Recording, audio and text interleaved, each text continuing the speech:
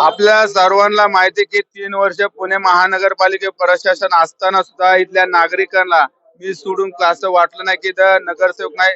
3 वर्षात मोठ्या प्रचंडपणामध्ये जवळजवळ 700 ते 800 कोटी रुपयाची विकास कामं, काही प्रकल्प, त्याचबरोबर ह्या काळेपडर परिसर नागरिकांसाठी स्वर्गीय गोपीनाथ मुंडे उद्यान असन, त्याचबरोबर आजूबाजूचे पर्यायी रस्ते असन.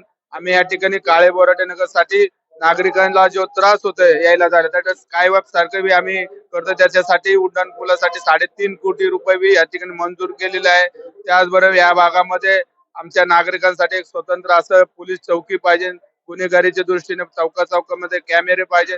तेही आमचं नियोजन आहे. अजून या काळे बोराटे नगरसाठी काय करता येईल तेही आमचं शिवसेनेचं पुढचं व्हिजन आहे.